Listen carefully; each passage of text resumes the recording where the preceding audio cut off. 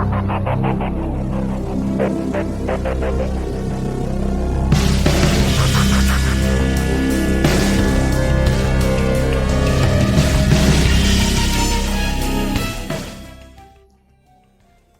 get that silly message on the screen.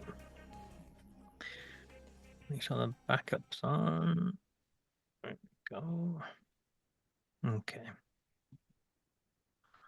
Lovely. We're all good to go. Hey. Good stuff, good stuff. Right. I'm delighted to be joined by rock royalty again, Mr. Tony Carey. How are you, Tony? I was sure you were the guy that wrote that. Somebody wrote rock royalty on one of these podcasts. I'm sticking with it.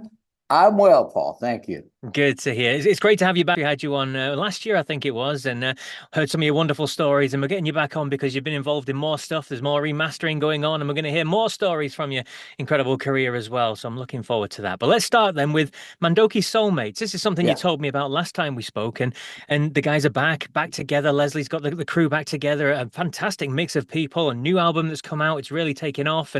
But for people that are unaware of who the Mandoki Soulmates are, give us a quick rundown on the band itself, how it came together, and what it is. Well, how it came together, Leslie started this. Leslie Mandoki is a Hungarian refugee who came through a tunnel through the Iron Curtain, or under it, as it were, a long time ago, like 50 years ago. And the immigrations officer, when you sneak into Germany, they ask your business, what you want to do, this and that. And he said, well, I've been in jail several times for playing subversive rock music, prog rock music from the 70s. And he says, so my goal is to play with Jack Bruce and whoever he mentioned, Ian Anderson, and this and that. And the guy, of course, laughed, he said, yeah, sure, kid. And that turned out to be true. And 30 years ago, Leslie started the Soulmates, which is like a musical collective. There's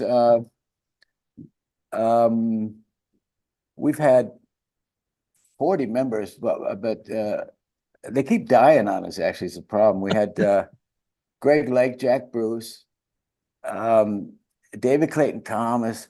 We have Randy Brecker, Bill Evans on saxophone, wonderful. Mike Stern, Al DiMeola.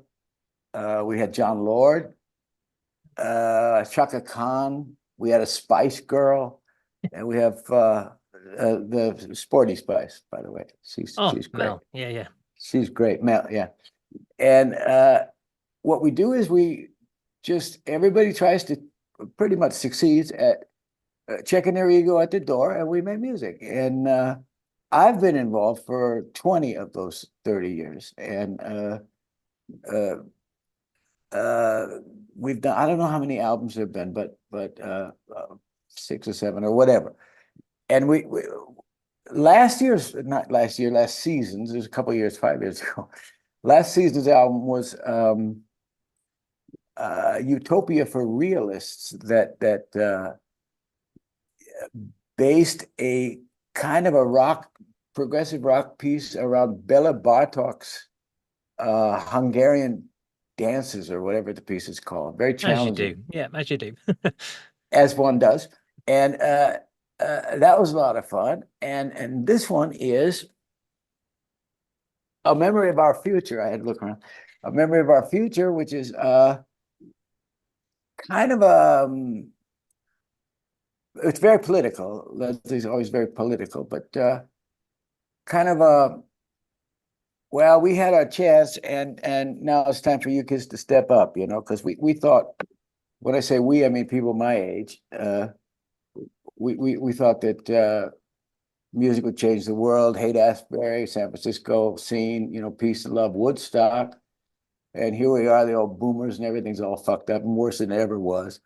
And Leslie reflects on that at length in this album. There's a couple of 11-minute songs, and these are just the best players. Corey Henry I told you before, I'm having some trouble with my finger, and on this hand, I got some carpal tunnel. The fingers are numb.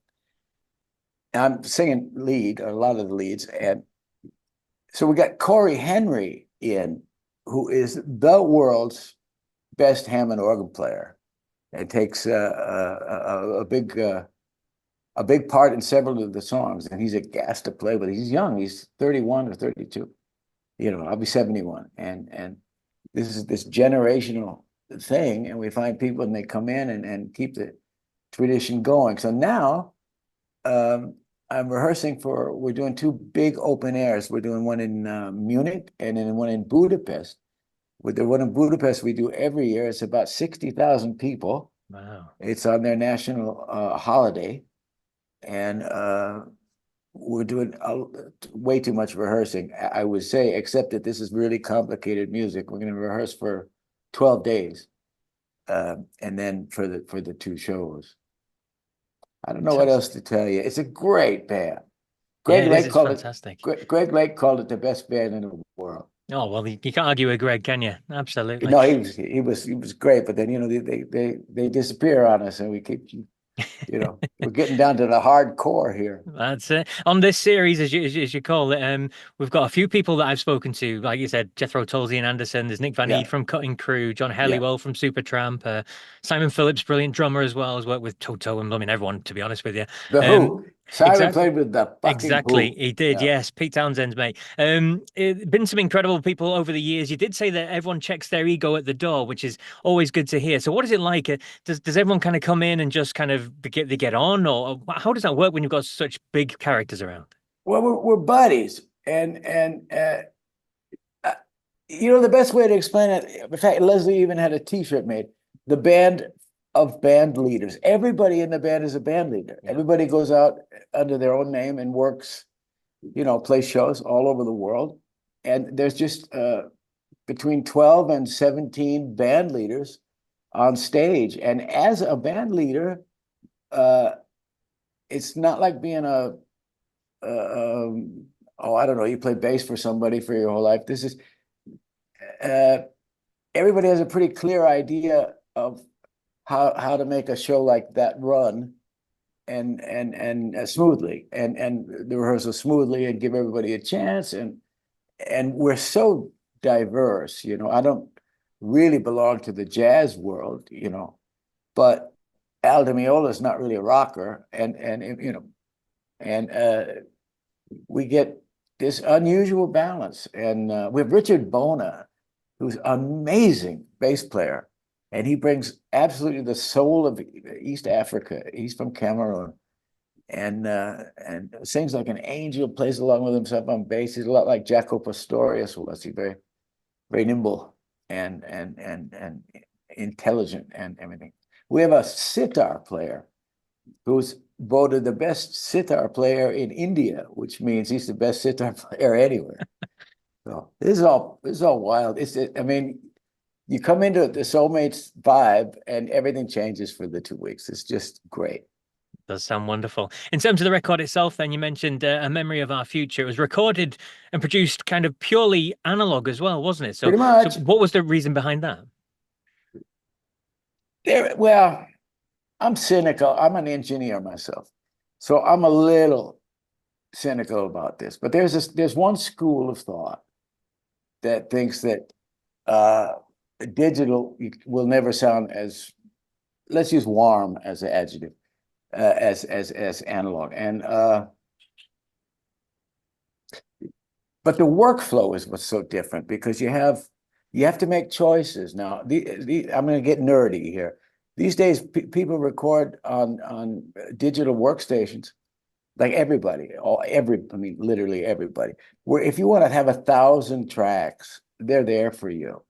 And if you're using a 24-track machine, and sometimes two of them at the same time, they have to sync to, like, the 48 tracks, you have to make choices. I've seen mixing sessions of pop records these days that have 6 different hi-hats on 6 different tracks, and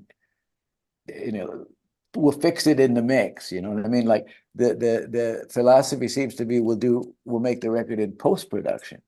Whereas in the analog world, you make the record in the production, Yeah. you know, because it comes back and bites you in the ass. You know, it's not we'll fix it in the mix. Like it never was, but that used to be a thing that we'd say is we'll fix it in the mix. Absolutely. There are two now, reasons, Paul, excuse me. There are two reasons, according, this is once again about the workflow. There are two reasons now that razor blades are in recording studios. Think about it. So that's it. In terms of the tracks itself, then, as you said, you sing lead vocals on a lot of them. If I'm going to be honest, my favorite song is Devil's Encyclopedia. I'd love it. It's got a fantastic groove to it, and the whole line as well as its social media becomes the Devil's Encyclopedia. It's a wonderful track. I mean, tell us a little bit about that song. well, first of all, it's all tulled up. It features Ian, and it sounds just like Jethro Tull. And I mean, he's playing so well these days, and he's not young, and he's got that Tull unique Ian Anderson flute thing, and that's the lead instrument, and that's like, wow, you know, like a time capsule. Go back to the late '60s. I saw Tull in '68, I think, somewhere. And yeah, well, I mean, I don't have a smartphone myself. We've talked about this, me and you, but I have a little Nokia, like the old school thing. So I'm not like a WhatsApper or a TikToker or anything like that. You know, if I use a phone to make a phone call or send a SMS, which I'm delighted with that you can do that. So social media is so full of destructive disinformation and destructive role models. What's a kid supposed to think? And you see these kids everywhere with it, or anybody, not just kids, and they just get too much information at too fast a rate. They can't absorb it. So the attention span of the smartphone generation has shortened to the point where people can't enjoy a song, music. Music has lost its value, actually. Remember the days when you heard that Led Zeppelin was going to release an album? Maybe you're a little young for that, but that Nirvana was going to release an album, or Oasis was going to release an album, and there's all this excitement, and maybe you see an interview here and some pictures here, and there's all this tension and everything. With social media, everything's there all the time, instantly, and it takes all of the glamour, mystique out of the appreciation. And now you can go to Spotify basically for free. They've got 100 million songs. There's what's the music actually worth if it costs you nothing?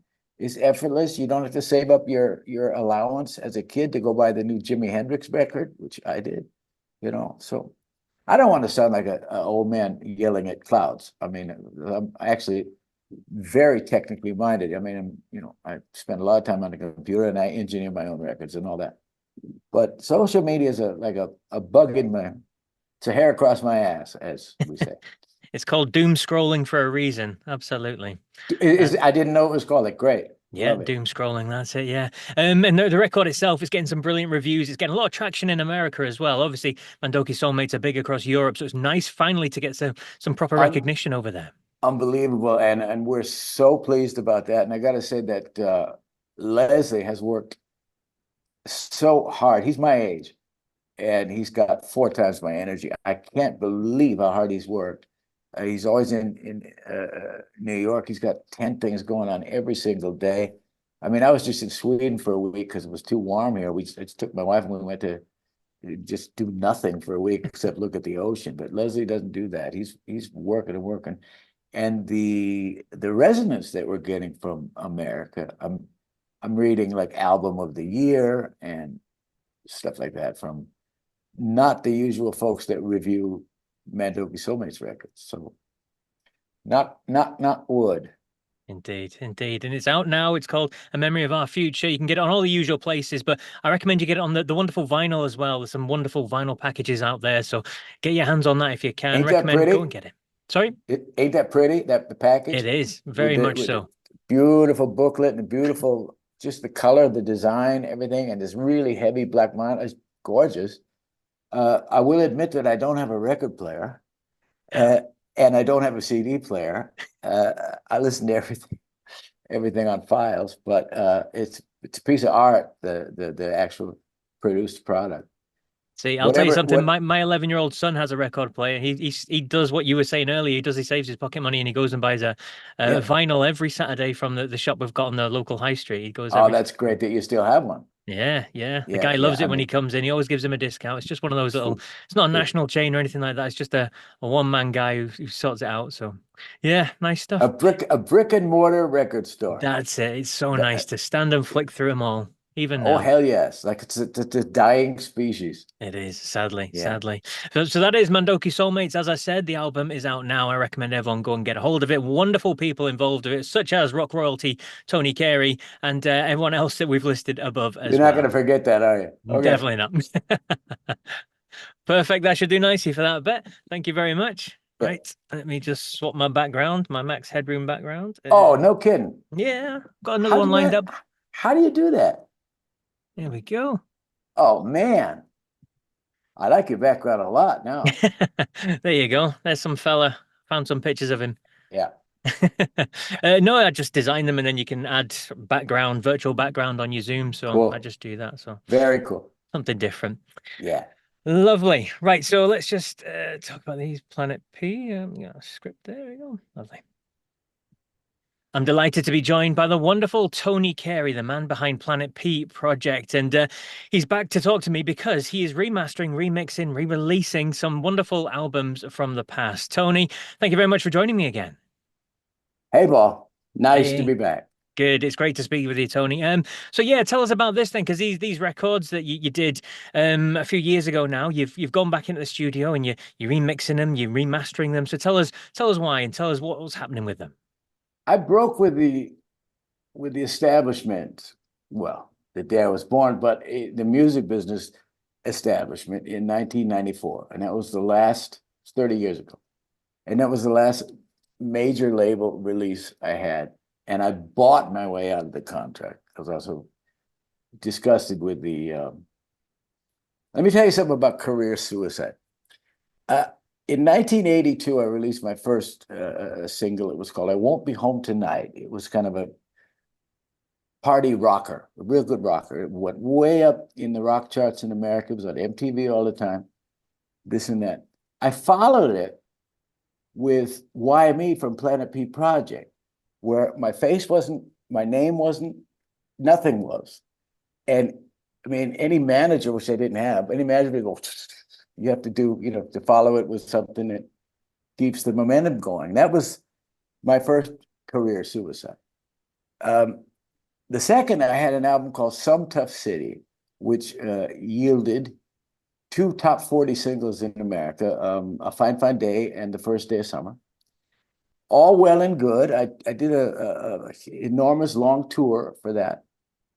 And I followed that with Planet P Project's Pink World, which was a post-apocalyptic pink vinyl double rock opera. Once again, not my name, not my image, just Planet P Project.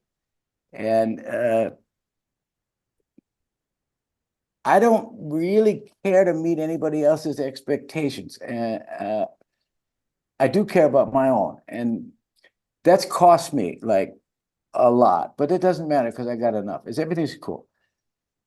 I'm stubborn, So, and then in 1989, I had an enormous hit single in Germany here, A Room with a View, that was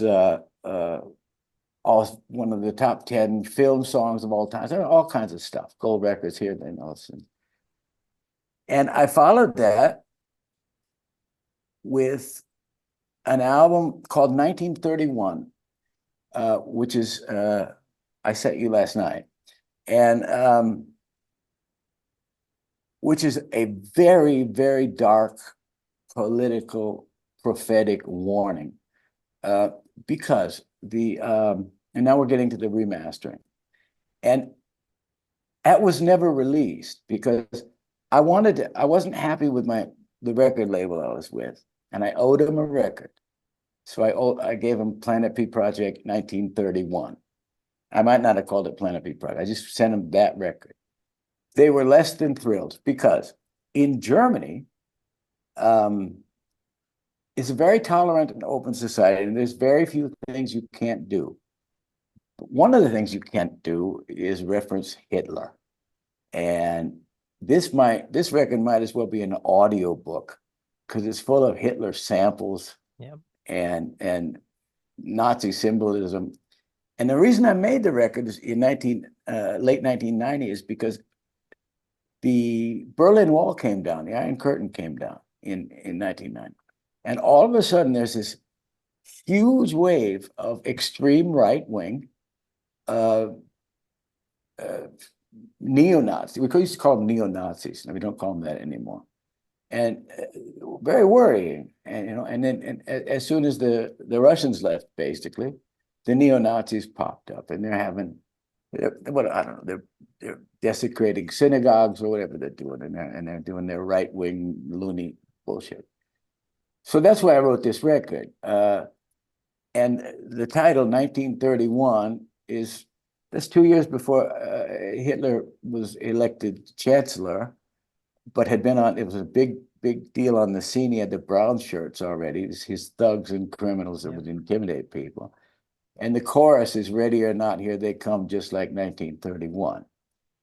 So that was, to wrap this up, that was never released on a major label. And I self-released it. And I had a couple small indie labels in America release it. But it never got, I don't want to say attention. I don't know, attention. It never got enough attention. Let's go with attention. And it is so prophetic, it could have been written tomorrow, because if you look at what's happening in America and in France and in Hungary, and they're coming in from there. This is right. They're coming in, the right wing is coming in, and they're talking in America, they're talking about deporting 15 million migrant workers, undocumented workers. Well, it sounds like a good idea till you pay $14 for a tomato, because they do all the work. So I've got a record label now in Germany who will have, beginning of next year, January, international distribution. So I'm remixing. It turned out to be 4 of these records. And the overarching theme is go out dancing at the end of the world, go out with a smile when the world blows up. But fortuitously, go out dancing is God, G-O-D. So this is called the God Box. And it's the world's first 4-album triple album, among other things. So I found these files, and I've been remastering. I can't remix it. It was done on purely analog 2-inch tape, and all my tape archive got ruined by a flood, actually, in a long time ago, 30 years ago. So there was no touch in there. I didn't have any existing. So all I can do is remaster, but I'm happy with that. It's fine. It sounds like it's time. It sounds like it was mixed in 1990, which it was, by me, which it was. So I'm remastering that now, and then I'll proceed to the other 3, and I'm going to release these are CD length, so they don't fit on vinyl. So it will be probably 7 sides of vinyl, or might as well 8, because that's 7 records. I mean, like 10 sides of vinyl, 14 sides of vinyl. A big, huge box, costs a lot of money, and because, like I said, I feel a little bit like Jimmy Page. What he does with his time is he's curating their archives, the Led Zeppelin archives. He's always doing something. He's always finding a bit and tinkering with it and remixing it, because they got tons and tons of stuff that you've never heard. And or with Prince, he's got 50 unreleased records that somebody's working on somewhere. And I'm getting old, I'm getting lazy. I didn't think this stuff got enough attention the first time around, so I'm curating my archive. There you go. So in terms of the remastering then, because obviously you're a producer, you know your technology, that sort of thing. So what are you doing that's different to back then when you first did it? And are you enjoying it? Enjoying, did you say? Yeah, are you enjoying I'm the loving it. remastering process? Oh, I'm Yeah. loving it, man. The tech gets better every year, and we have um I mean, before I remaster anything, I listen to it and see does it need it. And of course, and there's artificial intelligence mastering now, tools. You wouldn't believe it. You take a stereo track, just a normal track, and there's programs that will let you isolate the bass, the drums, the vocals, and redo them, isolate them 100%, completely, make them louder, make them so. I mean, basically remix Yeah. a 50-year-old record, or a 40-year-old record, and I'm loving it because this stuff is challenging and it's a lot of fun. And do it on it. You can't see it, but next to me is my studio computer with a set of headphones, and all the software is in the machine. So I'm loving it. Crazy, isn't it? And on a slight tangent, when you talk about things like that, obviously the Beatles came out, didn't they? Where they managed to take a song from what was it 40 years ago, and well, all older than that originally with John's stuff, but then they Yeah, had George's stuff from was it 40 years ago or whatever yeah, it yeah, was, and yeah, then they yeah, yeah, yeah. remixed it. So what did you make of that then, as an engineer producer? Wasn't my favorite song, but I love the way they did it. I mean, it kind of seems like I don't know. The Beatles can do anything they want. They're the Beatles, but it's kind of a little. There's a little touch of again, because they've been gone, and then they released that other last Beatles song ever about 10 years Yeah. ago, and here's a new last Beatles song ever. But what they did with the technology, they were able to. John played it in his apartment at the Dakota on a piano and sang into a really cheap microphone.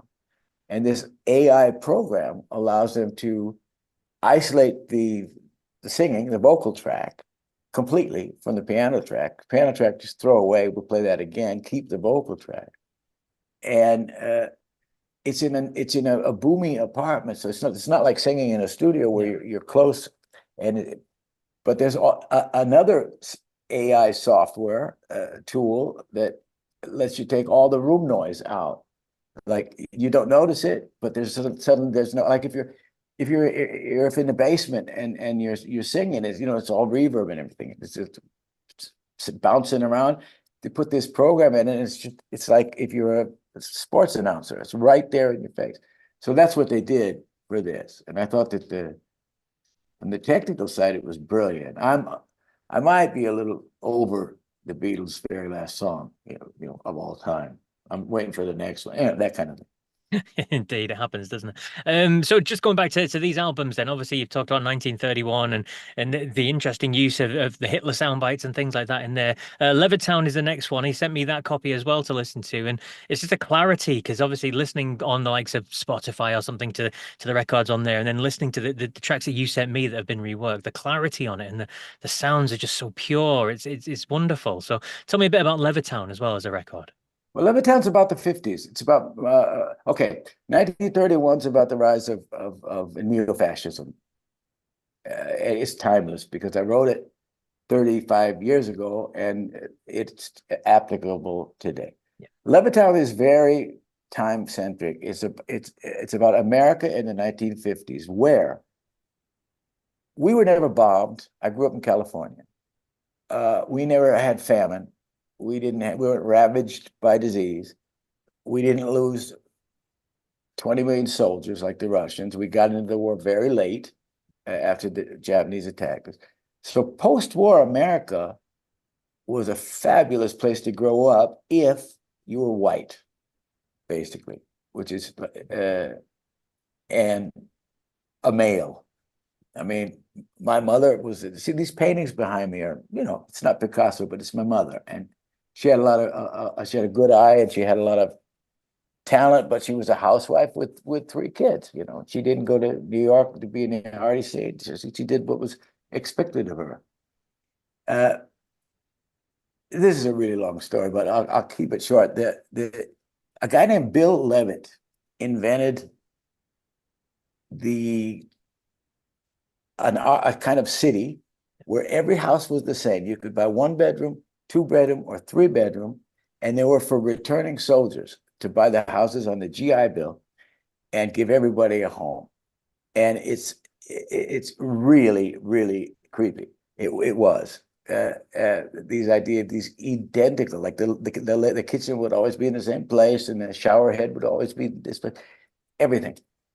And that was also when McDonald's came out with 15 or 5-cent hamburgers, where they're always the same everywhere you go. And Holiday Inn came out with, there used to be motels, and they're all different, and they're all charmed. Holiday Inn came, and if you booked a Holiday Inn room in Poughkeepsie, New York, or you booked one in Mexico City, they're identical. So the 50s were this era of mass production and homogenization. And politically, like I said, everything was fine if you were white. And the civil rights stuff hadn't occurred yet. And I grew up with around a lot of Mexican folks, because I was in a farm town in California, where your watermelons come from, by the way, and a lot of your citrus. You know, I was born in the artichoke capital of the world, so I mean, I know these people, and can't even think of what song. Oh yeah, and what were they doing? They were sending off bombs. My dad went to Las Vegas High School, and he could see the nuclear A-bomb tests out in the desert. You know, they'd have a party, and they'd see the mushroom cloud from 60 miles away, and everything. It was wild times. And so Levittown is very, very time specific to the 1950s, and kind of my experience of the 1950s. Wonderful stuff. So in terms of these remastering, have you got a timeline for when all these are going to be coming out for us? No, and I don't care. I just hope to live long enough. No, nothing like that. Half of the trick is figuring out how to get these. Now, these are all CD length projects originally. Like I said, half of the trick is how to get them on a vinyl.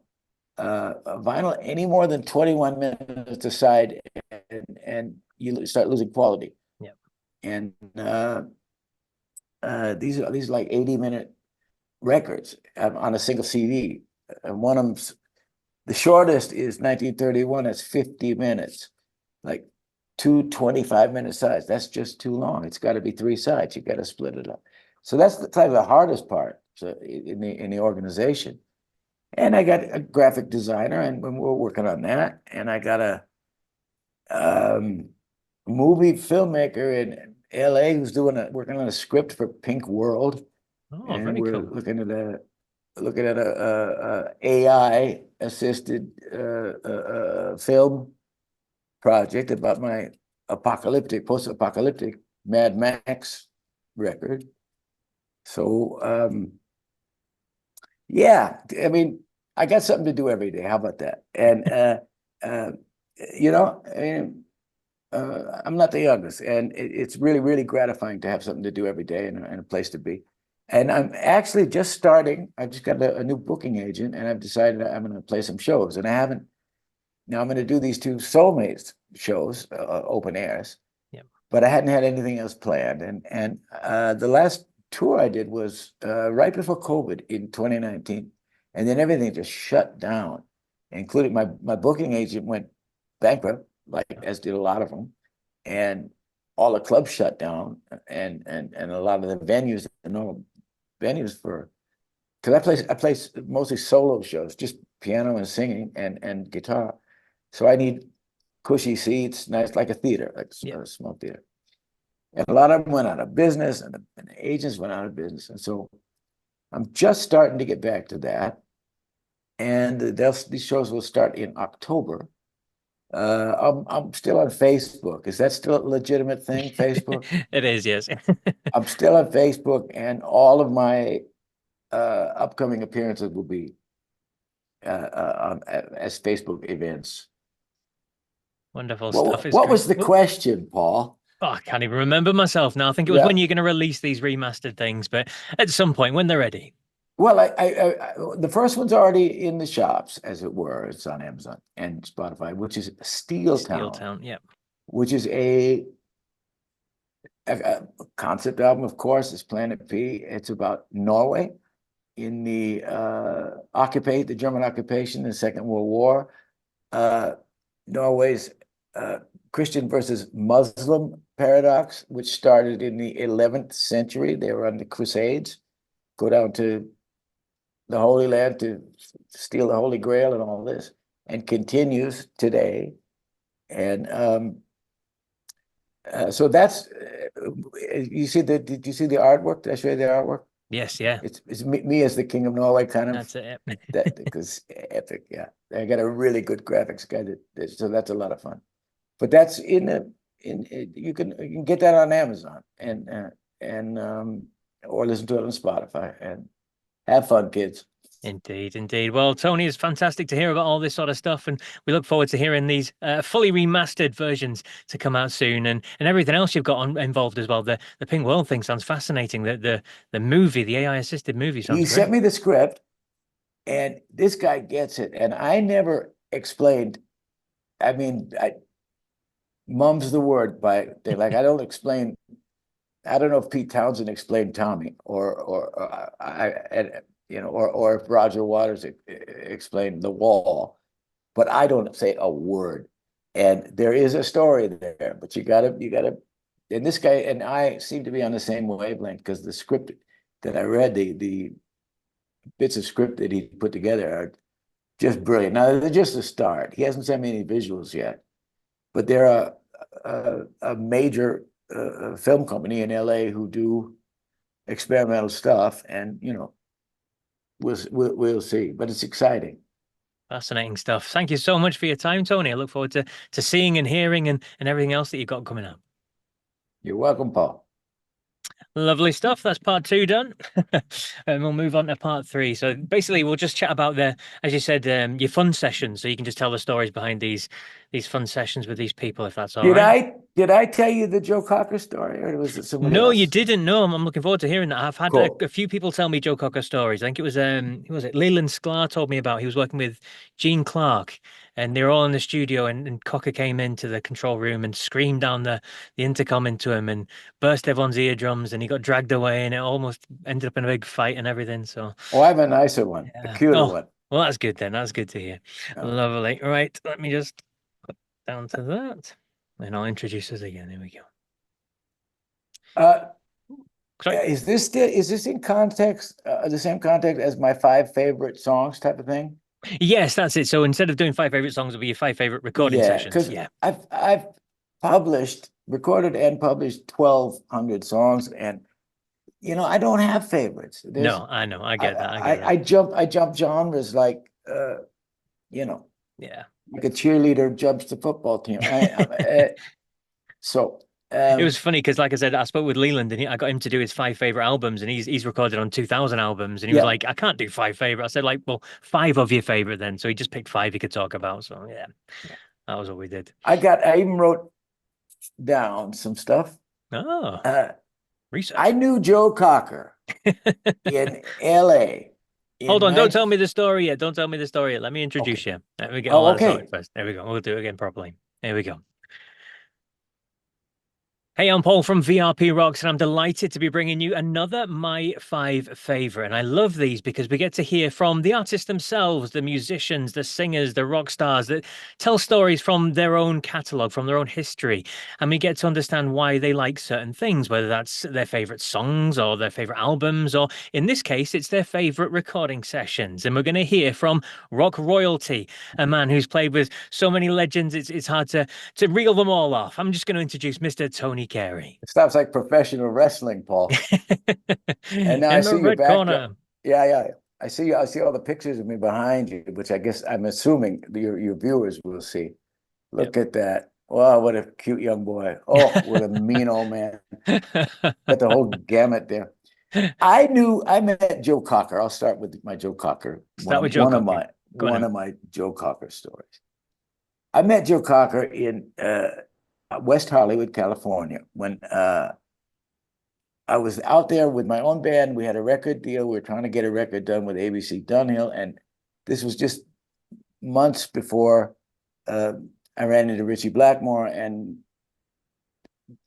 tossed all my buddies under the bus and went with Richie Blackmore to see the world. So I even had a key to his rented house because he had a piano in there when he was on the road, and he didn't remember this, and I'd go in and practice the piano because I was living in an apartment. It's not that many grand pianos to play. So this was in 1970. I guess I'm going to say 73. In I think it was 89. Had to be maybe 89. I was doing a lot of producing for mostly people that you won't be familiar with, but that are European artists, primarily German, and some Italians and stuff. Big, huge gold records that you've never heard of. I mean, like. So the guy from the label calls me and says, "Could you imagine working together with Joe Cocker?" I said, "Well, I know Joe. Yeah, of course I could." And he's in Hamburg. He was in Hamburg. He was on tour. And they said, we need a song for a movie soundtrack.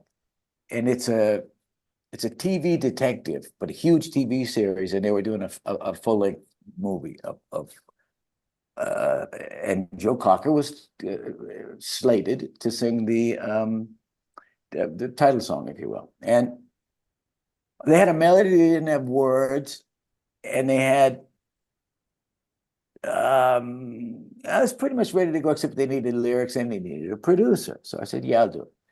I went up and talked to him as he was between periods, because he had some dark periods where Joe in the 70s and 80s, where, I don't want to get into detail, but everybody knows Joe Cocker stories.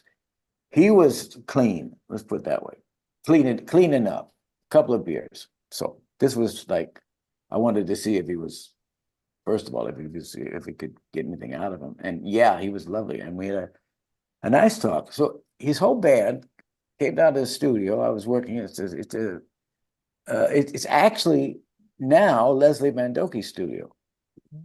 How things go around in circles. And I wrote the lyrics and produced a song called Now That You're Gone. And here's how the session went. They roll up in a tour bus because they're on the road. And had a full band, 3 backing singers. And most impressively, Mutt Lange. Oh, wow. Not Mutt Lange. Shit, I'm blowing this. Who's the guy Michael Lang. Michael Lang, the guy that promoted Woodstock anyway, was Joe's manager at the time. And I was most knocked out by him. So we spent a day recording the track, and it was fine. And Joe had 3 or 4 German beers. And the last thing he did was sing. And I knew I'd never be able to use this vocal. He sounds like he's been on the road. And first you got to get it off the road, rest your voice for 2 weeks, then you can make a recording. So the band, we kind of made a plan. So the band packed up, Joe sang. I said, man, that's fantastic. We got to hit, this is great. And they all drove into Munich where they were staying, which is an hour and a half away, put Joe to bed. And then the band came back to the studio and we did a lot of stuff I wanted to do. We did the choir again. We did the Hammond organ again. We tightened things up and we worked another 6 hours on the track, unbeknownst to Joe. And Michael Lang said, yeah, it's great, it's great. And I was thinking, yeah, now it's getting great. So what I eventually ended up doing is mailing him with a courier the 2H tape. He lived in Santa Barbara, California at the time. mailed him the 2-inch tape, and then he went into the studio there and he sang it. And it was fine. It was great. It was Joe. And they even put it on one of his greatest hits albums. So the song did well. And the movie did really, really well. And but I thought that was so hilarious. The whole band gets see you next year. You know, if you ever need it, you know, call if you need a producer, that kind of thing. And then the band sneaks back out and they put him to bed. Wonderful stuff. Joe Cocker stories always go down well, don't they? So that's your first one then. Your second... especially nice Joe Cocker stories. Yes, indeed, indeed, indeed. So let's move on to story 2 then. Your second session you mentioned to me was Chris Norman. We know him here in the UK for Smokey. And you picked a session where he recorded, was it Jenny Lee, I think you said? Here's what happened. Same thing. I got a call from his record label. And I was producing daily something and projects. I mean, maybe 100 albums in over the course. I said, "Do you want to work with Chris Norman?" I said, "Well, let me. I don't know him. I love his voice. Let me check him out." So I flew somewhere to a hotel, met him in a hotel bar, and it turned out his wife was pregnant, and he's a family man, and he really didn't want to leave her. And I said, "All right, let's do this. I'll write you songs and I'll sing them. And if you like them, all you got to do is I'll send it to you once again with a courier. And you just put your vocal on and maybe one of your 12 string, you know, what he does. And then call it good and nobody has to work too hard." He said, "That's a good idea." So I did, and we did Jenny Lee among some others.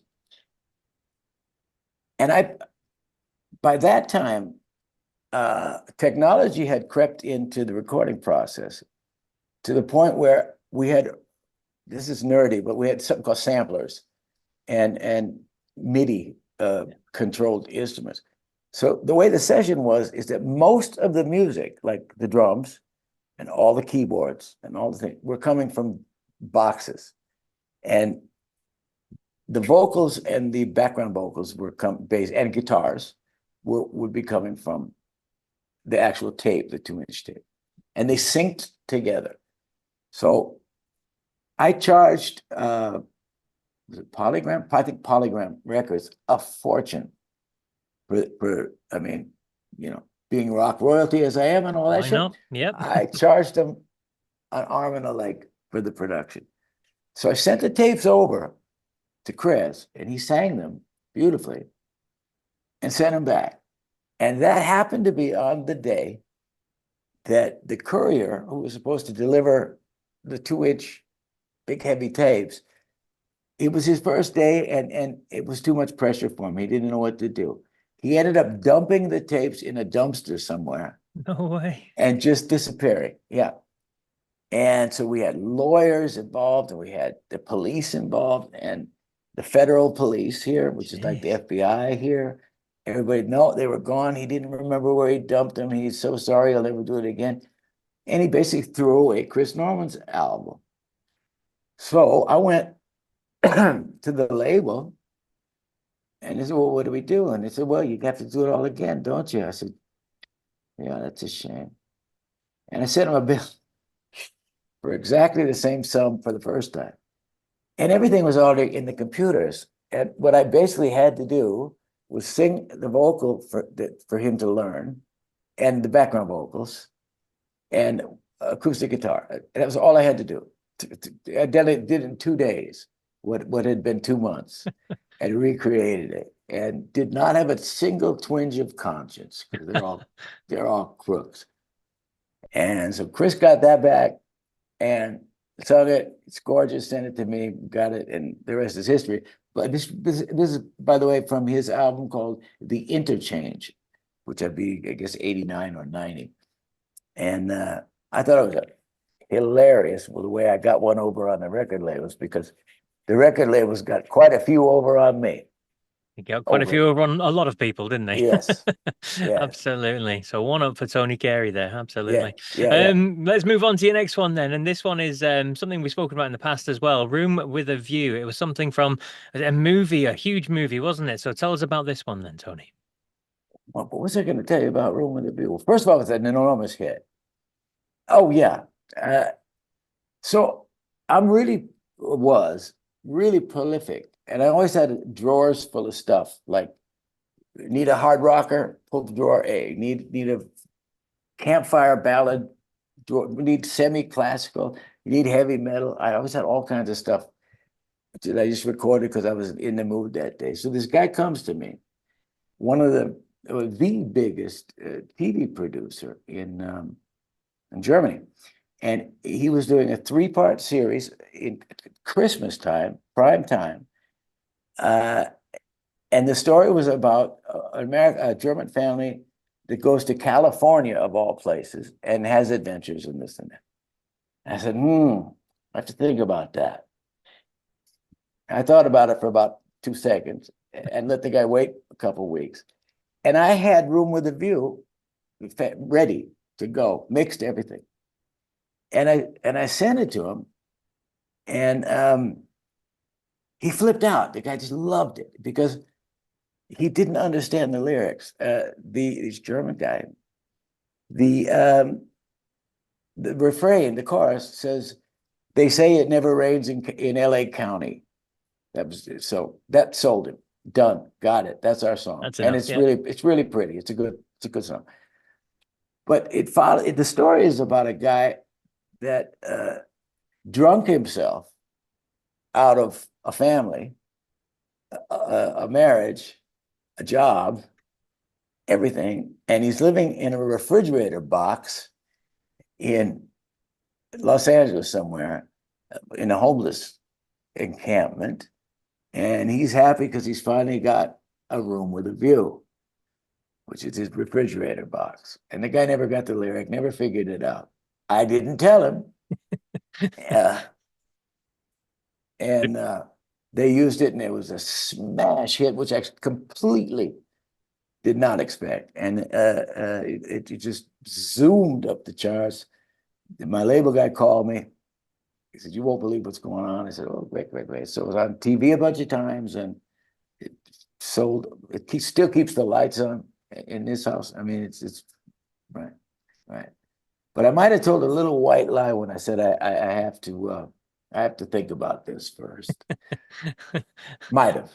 Might have. So how does that change something like you for being having a smash hit like that over in Germany and things like that? How does that change things for you? No, not at all. No? Not at all. I was actually making too much money in the '80s because I was producing #1 albums for like several people, and it was just another day at the office, you know. And I say this in all humility; it was just the way it was, and it didn't change anything. I mean, I'm still really stubborn. I'm home with my family where I should be. I always have my own studio in the house, and it didn't change anything except that all of a sudden I'm I don't know what a celebrity. Yeah. Which in my own mind I probably always was or never was. Anyway, you know. Rock royalty. I think we've used that phrase once or twice. There you go. Let's move on to choice 4 then, and this one's an interesting one. John Mayall, Chicago Line. Tell us about this session with John Mayall then. Legend. John Mayall gave Eric Clapton his first starring role with the Blues Breakers. And he's a lovely guy. And he had been the guest star on a tour on which I was a special guest. And this is a German artist, but big German artist, the biggest German artist. He's selling out arenas. And I got to know him. And just loved the guy. And after the tour, he said, you know, can we do a record? I said, sure. So I went in and did his Chicago Line for Island Records. And we were all happy, and it was great. And a few things on that stand out. Now, I thought blues, so I got him, especially, I thought I'd make him happy. This boutique amplifier guitar is way too expensive, red. You see the tubes, the vacuum tubes, the valves. Yeah. And I thought that'd be one. And it turns out his guitar player was Walter Trout, who's a monster. And he came in and looked at this boutique amp and laughed, said, "You got a Marshall?" Marshall stack. So Walter blew the walls out. He's still my buddy. This is a long time ago. And now blues records don't sell. So now this is kind of sad. So typically don't sell very well. And he presented me with it. You know, you get gold records. He presented me with a blue record, which is so fantastic. That's cool. John Mayall and the Blues Breakers to Tony. Thank you. And it's a blue record, mounted like a gold record, you know, fantastic. Now, here's where it gets a little sad. About 2002, he called me. I was living in Spain, in Mallorca. And he called me and he said, "Remember how much fun we had?" I said, "Oh, hell yes." And he says, "You want to do it again?" I said, "Oh, hell yes." And I was excited. And he would call me back a couple of weeks later. I was going to go to LA and we're going to record it I would have done it at his house like Rick Rubin does, just bring in some equipment, or Daniel Lanois does the same thing. Bringing in some equipment where he's comfortable, and just because he was getting on in years. And he says, "Oh man, I got to tell you, there's no money for the budget." And I won't name the label. Why? They're all the same, so I won't name. But they actually wouldn't give him enough money, like for my plane tickets, my hotel, the equipment, the time. And I said, "John, I'll do it for free. You know, and tell me how much you need. I'll pay you to do it." I mean, this is John Mayall. Come on. Yeah. And it never got made. And they ended up using he made a live album. I mean, somebody set 2 microphones in on a tape deck in a club he was playing, and that was his album. And that's really, really sad, because, man, that guy contributed so much. Oh yeah. To I mean, everything. He lived in Laurel Canyon. Blues from Laurel Canyon, I think, was a John Mayall album. And he lived in Laurel Canyon is a part of West Hollywood, folks. And I was a huge fan from him as a teenager, you know. So this didn't turn out well. Shame. Oh, that's a shame. Lovely to hear about John Mayall, though. As you said, absolute legend and Beautiful Godfather guy. and everything. Yeah, Beautiful absolutely. guy. John Mayall would always have the same thing. He would he had one thing on his special wishes. They call it a rider, contract rider. And that was a roast chicken wrapped in tinfoil. And he would date them, put a piece of tape on it and date them. And he kept them for about a week, and they were roasting. And so he always had his chicken, and he would have parties in his room. And he had a road case, like a wardrobe case, like you carry your stage clothes in and stuff. And he'd open it up, and there was a TV, and he was famous for having the world's largest pornography collection. Okay. Until his house burned down in whenever. And he'd invite the guys in the band, and he said, "All I can offer you is chicken, but I got a lot of that." And so we'd unpack these aluminum foil wrapped chickens and have a chicken and beer party with Uncle Johnny. We loved him. Such a Chicken and guy. beer.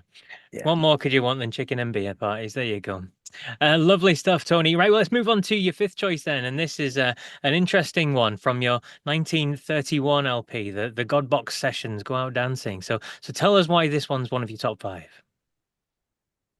wonder, what was I thinking? Oh, Work Will will make you free. Yeah. Well, you know what, we did that in another, I think we already covered that. Can you edit this out? Of course, yeah. I think we covered that, because I was talking about, I wanted to get out of the story I was going to tell you was I put this Hitler thing to get out of a record contract. So we got to think of Have another you got one. another one? Someone else Yeah, you've I worked do. with? Yeah, I do. Let me know who it is, By then I'll do the little intro because I've already done the intro for. So who are you gonna pick for five? Lucky Us, my album. Lucky us. Okay. Yeah. Chicken and beer parties. What more could you ask for than chicken and beer parties? Indeed. Let's move on to your fifth choice then, Tony, and find out what this one is. Chicken, beer, and hookers. Well, I if you've don't got know. the budget. If you got the budget. There's it's funny. My album, Lucky Us, was the hardest album I ever made. And because I started the record as a normal Tony Carey record. I had drums, bass, choirs, this, that, the kitchen sink, and the other thing, guitars, all that. And little, but it took me 4 years to make. And I had way too many songs, so that was making choices and cutting it down to cut it down. And I finally got to the point where, and I was so insecure about this. The end result is piano and my voice and stories, autobiographical stories, mostly about my childhood and my parents, and just the vibe of growing up in 1950s. Very sparse with just a piano, no drums, no guitars, no choirs, no nothing, just a little bit of orchestration. I like oboes, I like cellos and string sections, who doesn't? And that's a session, I won't call it my favorite session. It was like pulling teeth, but it was a memorable session because it took so long to find the right way to express myself the way I wanted to express myself. Yeah. That's never happened to me before. I had 3 different people mix it, and I always mix my own records because I was so indecisive, and then I ended up using my own mix. So, but it was like pulling So teeth. how did that work then? If you're going along and kind of talk us through it. So were you stripping it back bit by bit, or did you just kind of almost tear it apart and say that's it and go in minimal? Both. The first 3 or 4 songs, I would make simpler versions, and then say, wait a minute. I hope we haven't talked about this on a previous encounter, Paul, but a Japanese gardener has his stream with pebbles in it, and they make a sound. And his work for the day is he'll move a pebble. He won't add anything. He'll take something away. And the Japanese poetry, haiku, is 7 words or 11 words, and people work for years on haikus. I mean, they're crazier than I am. And so it started off, I just make things less, and then all of a sudden I realized there's nothing else there. There's just piano. And I said, okay, I started putting a little stuff back, just this orchestra stuff I mentioned. And it was like, once again, pulling teeth. I wouldn't wish it on my worst enemy, but I really liked the album. Indeed, and an interesting session then, an interesting way of making a record, which is always different. So in terms of you making your records then, I mean, do you, obviously when you come to concepts and things like that, do you sit down with an idea beforehand, or do you just start writing songs and see how they mix, or how did your process usually go? Both. Both. Usually it's related to something I'm reading. I read constantly. I'm a bookworm. I mean, I didn't play sports in school. I read books and played the piano in school. And whatever's on my mind, if I'm consciously writing something, I need some new material, it's time to write. When I write 2 or 3 things that are going in the same direction, I say, you know what, I'm going in this, let's keep this direction and expand on it, because that's a concept. What I mean is I won't mix in a prophetic, post-apocalyptic, politically based influenced album, I won't put a little silly love song, Yeah. I'll consciously separate it. So but it's a journey, because you never know when you're starting, And for Lucky Us, for example, I would be telling my wife, Marion, I would be telling her stories on the patio at night. when the sun was going down about, you know, my family, my dad, my mom, going fishing, going camping, all the stuff you do as a kid. And she said, those would be great songs.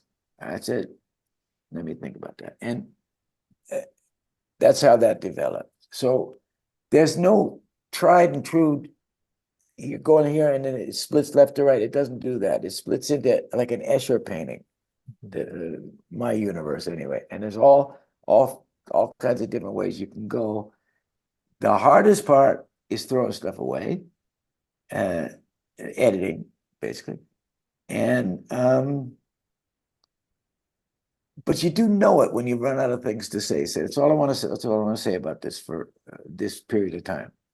I'm done, you know. And then you've sung it, you know. You've got your lyrics. Every lyric has to be. There can't be a single bad word. I mean, a word that doesn't sing well, or is a cliche, or I go nuts. It makes my hair stand up. So that's a lot of concentration. So you get that, and then you say, I say, all right, here's the work. That's just as far as I'm going to take it. Now let me put it into shape, to cohesive shape, to release it. And that's the way it works with me. Wonderful stuff. Well, it's been a Did pleasure that make hearing all. did that make any It made sense? a lot of sense, Tony. Don't you worry. Cool. Don't you worry. Winner, winner. There we go. Thank you so much for your time. Thank you so much for your stories. We've heard about Joe Cocker and Chris Norman and John Mayall and huge selling songs in Germany and things like that. It's been wonderful spending this time with you again, Tony. Thank you so Thanks, much for your Paul. time, and best of luck with everything going forward. Thank you, man. Paul, call me anytime you need me. I'm here. Lovely stuff. Thank you so Nice, much. I nice appreciate seeing it. you, buddy. Indeed. Okay. Take care. Thanks, Tony. Bye-bye. Bye.